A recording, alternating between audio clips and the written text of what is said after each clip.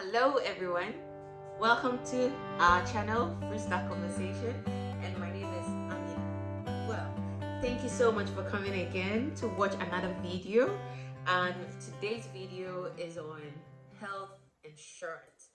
Now we do have both, we have the private health insurance and like the government health insurance or public health insurance. Okay, so today on this video we're going to dwell more on the public one, the government one. Okay, and I'm so excited. If you haven't subscribed onto this channel, kindly do, because we have interesting stuff that we talk about here. And if you already have, guess what, I am grateful, and I'm so happy that I keep seeing that the numbers are going up. Well, I'm so happy. Thank you so much. And do recommend this, um, this our channel to other people, since you're enjoying and I'm enjoying as well. With that said, let's start today's topic.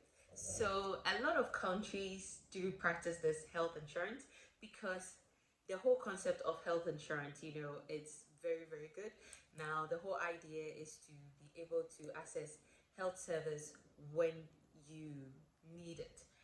And let's say, even if you don't have the money at the moment to provide or to attain that service, your health insurance steps in to cover you up. Okay, so it's good. There's the private one and there's the public one, like I said, and governments that want to really help the populace or the general citizens have like brought up different measures to meet this particular need. Okay, and for that said, I think I researched and I found out that about 14 countries in Africa do practice this health insurance.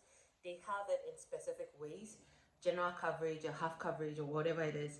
They have some systems that really help them. So today let's talk about the ones in Africa, and I would like to dwell on the one in Ghana. Okay, because that's where I have much information on. And with that said, I'd like to share a few or some of my experience. Okay, so I worked with private health insurance, and private health insurance companies in Ghana are regulated under the NHIA, which is the National Health Insurance Authority. Okay, and the National Health Insurance Authority also has, well, it works under the Ghana Health Service, and it also has its own scheme, which is the national one. That is the public one, and it has met so many obstacles. It met so many setbacks for so many reasons.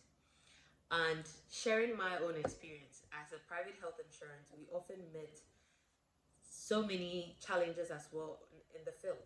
And what are these challenges? First of all, the whole idea or understanding of private health insurance.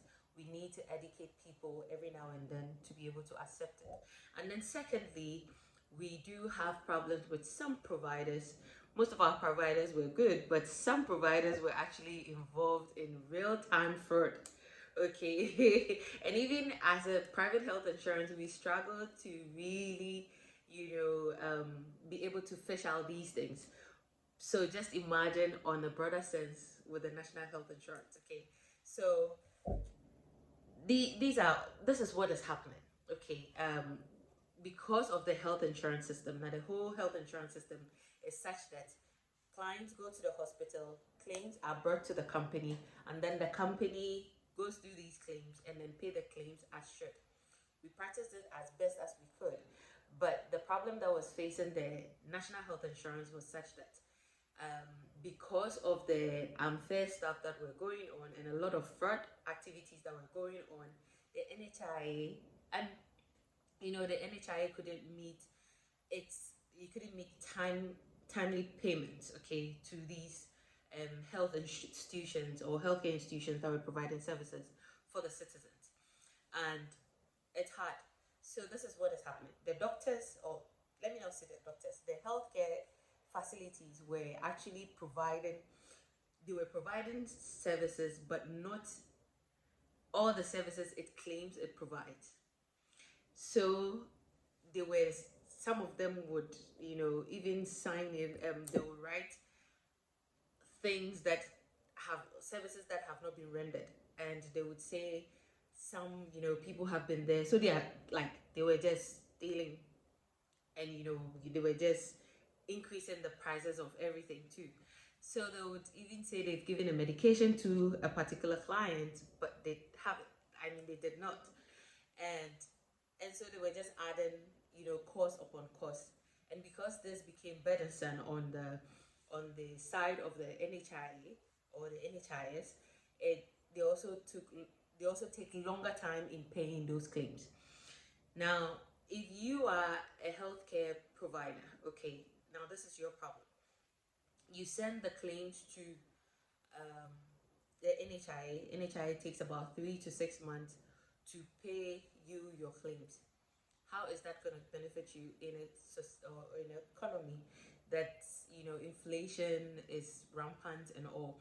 So you get your money back, but the value, it has devalued. Okay, and so what would other healthcare facilities do? Well, let's just inflate, or let's just add more. Let's just increase our services and our products and everything, or medications, so that when they do pay, when they are ready to pay, we still don't miss out. So you see, there's a conflict in here. So NHI is trying to scrutinize to find real claims to pay, and also be able to mobilize enough funds to pay. And it's taking them time to do that.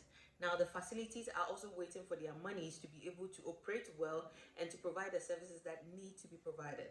Okay, and for that reason, you see the conflict in here. Now, we have these two people with those conflicts, or trying to resolve those kind of conflicts, but who really suffers? The members, the people, the citizens who go to these places for services. They suffer. And for that reason, it's been hard on the part of all these three parties: the providers, the scheme, and the people that actually go in there. So there have been so many problems. Now let me tell you some of the problems that really are there. First of all, NHI doesn't have the right, operational system. So I think that the system is really weak to be able to, getting claims on time, and also being able to fish out the right claims from the bad ones, to be able to really pay on time, and even getting money to pay those ones to becomes a little challenging. So there's a weak operational system, and that is my problem with most of these things. Why don't we set out to do, piloting? It's like whenever we set up something to be done, we just go ahead and do it, just because we want to get a temporal, benefit, not looking at the long term run. Okay. All right. The second thing is fraud. Like I mentioned, there's fraud everywhere. Like everybody's frauding everywhere, which is bad. There are some facilities that are really practicing the right thing, but they are also being left out, and they are facing the consequences of those fraud in the system. And then deliberate manipulation of some private institutions. So some private institutions, or let's say private healthcare providers, are doing this.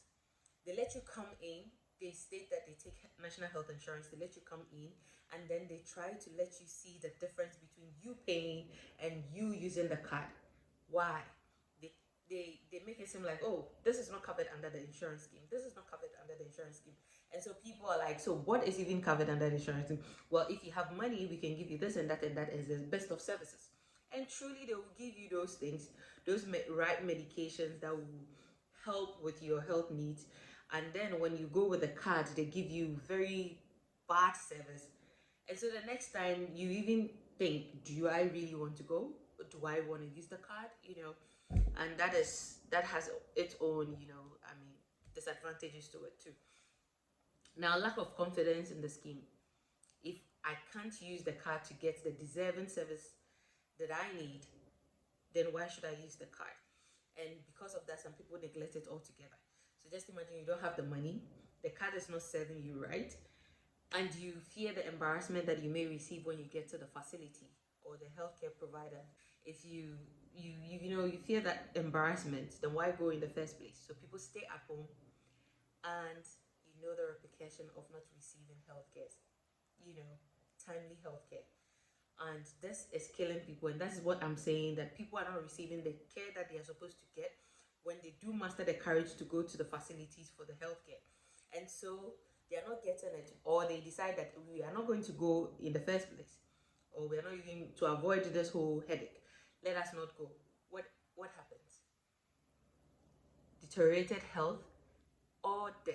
And that's why I'm saying that the scheme or the concept or the things that are going on is even causing more deaths than bringing more lives or improving lives.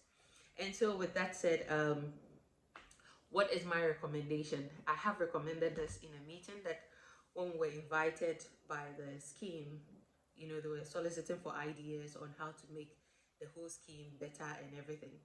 And this was my suggestion. I said they should set up in healthcare providers or healthcare centers that only accept the card, no cash, just the card. And every service that you need will be provided under the card. This is the only way to instill confidence in the usage of the card and to really meet the needs, the need or the main purpose of this whole health insurance scheme. And so if you ask my mom to go to the hospital with a card, she'll say no, because she will not get the service that she needs. So what can you do to people like my mom? What can you actually, how can you encourage them? And so I say set up this facilities. You don't have to build new facilities. Use the government ones that are there, the public ones that are there, or even contact people that are willing to surrender their facility for such a purpose. Okay. And so that is what I'm saying. How can this be done? And so I said it should accept, first of all, it should accept only national health insurance card. Okay. No cash in there. Secondly, it should be highly supervised by the NHI. Okay. So the NHI has to beef its operational system in there and be able to take care of the whole, proceedings to make sure that it's meeting its target and its vision. Okay. And then thirdly, promote competition among these institutions or these providers. So if you have in a particular district, if you have one or two or three, of these providers, you set up some kind of competition among them, who provides the best of services and all those things, and award them publicly for everyone to know that, okay, their efforts are being recognized, so let's step up that game. And then fourthly, I would say establish very good customer service. Now this is very key. This is very, very important. Let there be very good customer service. Now with customer service, you just want to be able to call the people when it's needed, to do follow-up calls, even call them to let them know of their pending appointment, and all those things. And this should be done not in a biased way. Okay, so it doesn't matter your financial status, whether you're rich or poor or whatever. This service has to cut across to everyone. Okay, all right. And then lastly, you can even use this system or these particular centers to educate members on what the NHI stands for, what its its goals, missions, and visions are. Okay, and educate them. So benefit. How would it benefit? How would the scheme benefit from it, and how people benefit from it? Would it meet its goals? Yes. So these are the points that I raised, and I would like to start with the first one. I said it will promote healthy competition among healthcare providers. Now this is even going to be whether you're private or government or public, or whatever it is. There's going to be a healthy competition among them, because everybody's stepping up their game. And then secondly, I said it can even be centers for collection of premiums, though I don't really advise it, because initially you want to make a point, so just go with the provision of excellent services. Later on, when people have gained confidence in this and have seen the benefit of it, you can use those same centers to even collect your premiums when the need arises. Okay. And then thirdly, this would reduce the level of fraud. Definitely, it's definitely going to reduce the level of fraud. And how is it going to reduce it? Because your operational systems are at its best. You have the technology for it. Secondly, you are in the building to ensure proper management. Okay, so this is going to definitely reduce fraud. and it's going to save, you know, it's going to save money and provide excellent care to its clients. The more you save money, you are able to, put it back in there and be able to provide the best of services to clients. And then lastly, there'll be client satisfaction, a worthy system, and a healthy nation. This is even the main purpose. This is the whole thing. You want a healthy nation, so you want to provide the right healthcare to everyone. And so these are my submissions. I'm really happy I shared this with you because it's been very dear to my heart, and I really hope that you would share this video with people that have the power to make the changes, and tell your friends, tell your friends about this information, share it, if you haven't subscribed to the channel, to subscribe to the channel. It's our channel. Like I said, we're building our channel. And if you like this video, go ahead and like it. If you have any comments you would like to share, I would be grateful if you can put it in the comment section, and I'll reply you promptly. Thank you very much. Like I always say, love yourself, respect others. You are important. That's why you're in this world. And with that said, thank you very much for being on Freestyle Conversation with Amina. And I'll see you again in my next video. I'm out.